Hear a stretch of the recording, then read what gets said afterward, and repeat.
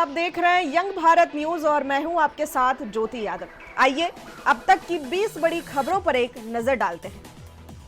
अंतर्राष्ट्रीय महिला दिवस पर गुजरात के नवसारी जिले में प्रधानमंत्री नरेंद्र मोदी के कार्यक्रम के लिए महिला पुलिस सुरक्षा तैनात की गई है। गुजरात के गृह राज्य मंत्री हर्ष संघवी ने घोषणा की, भारत के इतिहास में यह पहली बार है कि किसी प्रधानमंत्री के कार्यक्रम की सुरक्षा व्यवस्था की देखरेख केवल महिला पुलिसकर्मी कर रही है। अमेरिका ने रूस के खिलाफ आर्थिक प्रतिबंध लगाने का ऐलान करके नया मोर्चा खोल दिया है। अमेरिका के इस ऐलान के बाद चीन ने सीमा विवाद को दरकिनार कर भारत की ओर दोस्ती का हाथ बढ़ाया है। प्रधानमंत्री नरेंद्र मोदी ने अंतर्राष्ट्रीय महिला दिवस पर मातृशक्ति को नमन किया। सोशल मीडिया प्लेटफॉर्म एक्स पर पीएम मोदी ने लिखा, हम महिला दिवस पर अपनी नारी शक्ति को नमन करते हैं। हमारी सरकार ने हमेशा महिलाओं को सशक्त बनाने के लिए काम किया, जो हमारी योजनाओं और कार्यक्रम में झलकता है।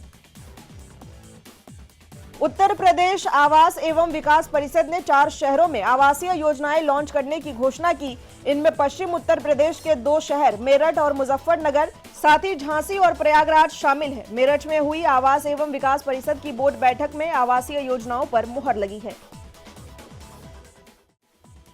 All India Muslim personal law board ने वक्फ संशोधन विधेयक 2024 के खिलाफ जंतर मंतर पर प्रस्तावित प्रदर्शन की तारीख बदल दी है।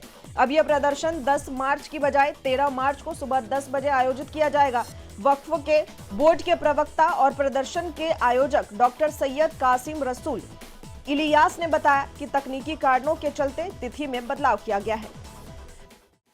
समय रैना के शो इंडियाज गॉट टैलेंट में अभद्र भाषा का इस्तेमाल कर फंसे यूट्यूबर पॉडकास्टर रणवीर अलाहाबादिया शुक्रवार को गुवाहाटी में असम पुलिस के सामने पेश हुए। उन्हें फिलहाल सुप्रीम कोर्ट से राहत मिली है। राष्ट्रीय राजधानी में शनिवार को न्यूनतम तापमान 13.4 डिग्री सेल्सियस दर्ज किया गया, जो औसत से 1 डिग्री कम है। मौसम विभाग ने दिन में आसमान साफ रहने और अधिकतम तापमान 30 डिग्री सेल्सियस तक पहुंचने का अनुमान जताया है।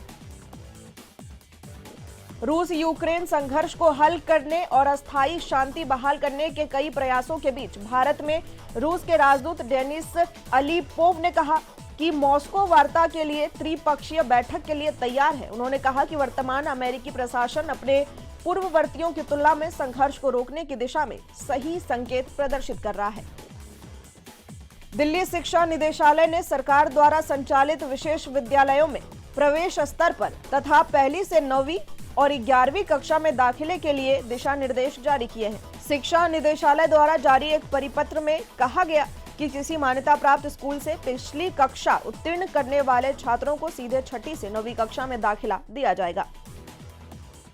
भारतीय रेलवे ने रेलवे सुरक्षा बल की महिला कर्मियों को मिर्च स्प्रे के रूप में एक और हथियार मुहैया कराने का फैसला किया है।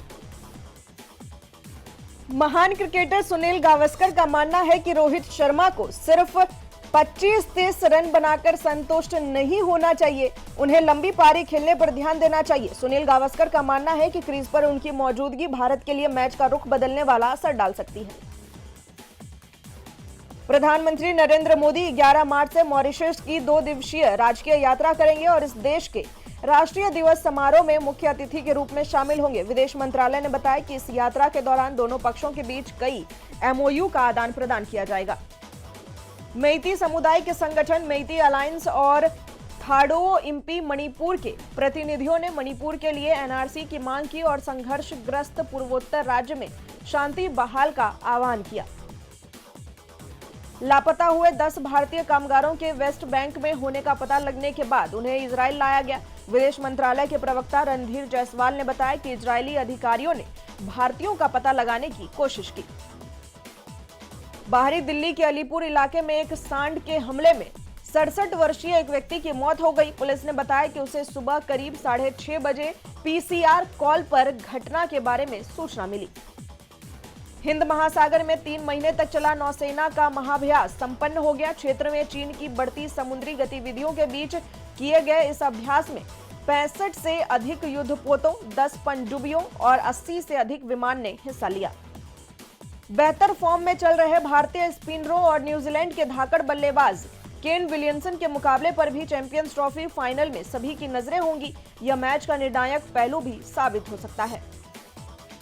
शुक्रवार को हुई जीडीए की बोर्ड बैठक में कुछ पार्षदों के विरोध के बावजूद प्रस्ताव पास किया गया कि निगम क्षेत्र में संपत्ति कर पर टैक्स में 1.5 गुना बढ़ोतरी होगी। इसके अलावा और भी कई महत्वपूर्ण प्रस्तावों पर मुहर लगाई गई।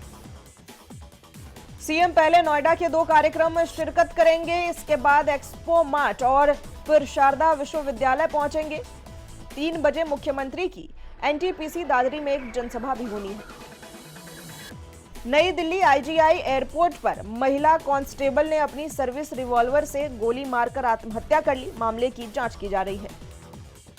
टॉप 20 में फिलहाल के लिए बस इतना ही। इसी तरह की तमाम खबरों के लिए जुड़े रहे हमारे साथ। हम हैं यंग भारत सच के साथ।